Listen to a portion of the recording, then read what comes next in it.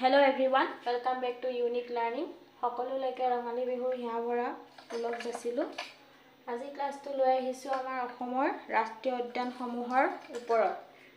আমাৰ বৰ্তমান ৰাষ্ট্ৰীয় উদ্যান 8খন হ'ল। সেই 8খন নেশনাল পাৰ্কস আমি আলোচনা কৰিম আজি। প্ৰথমখন হৈছে কাজিৰঙা নেশনাল পাৰ্কস। এখন আমাৰ ক'ত অৱস্থিত? এখন আমাৰ দুখন জিলাক সাঙুৰি পেলাই কাজিৰঙা নেশনাল পাৰ্কসখন অৱস্থিত। গোলাঘাট এণ্ড নগাঁও ডিষ্ট্ৰিক্টৰ মাজতে কাজিৰঙা নেশনাল পাৰ্কসখন পৰে। কাজিৰঙা নেশনাল পাৰ্কসৰ টোটেল এৰিয়া কিমান? 430 কিলোমিটাৰ স্কয়াৰ। আৰু কাজিৰঙা ৰাষ্ট্ৰীয় উদ্যানক ইউনেস্কো ৱৰ্ল্ড হেৰিটেজ সাইটত ডিক্লেয়াৰ কেতিয়া কৰা হৈছিল? 1985ত। নেক্সট মানস নেশনাল পাৰ্ক। মানস নেশনাল পাৰ্কসখন ক'ত অৱস্থিত? বাক্সা ডিষ্ট্ৰিক্টত। এইখনকো ইউনেস্কো ৱৰ্ল্ড হেৰিটেজ সাইটত ডিক্লেয়াৰ কৰা হৈছিল 1985তে।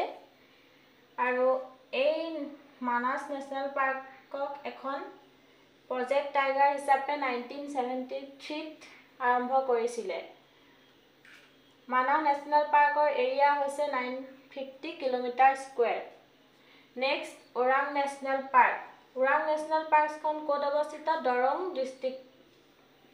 ইয়াৰ এৰিয়া হৈছে 78 কিলোমিটাৰ স্কয়াৰ। এখন সৰু ৰাষ্ট্ৰীয় উদ্যান সকলোতকৈ।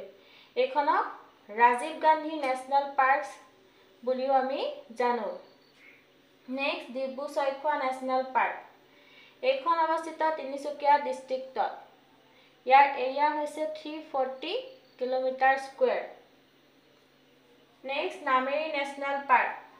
নামেৰি ৰাষ্ট্ৰীয় উদ্যান অৱস্থিত আমাৰ শোণিতপুৰ ডিষ্ট্ৰিক্টত।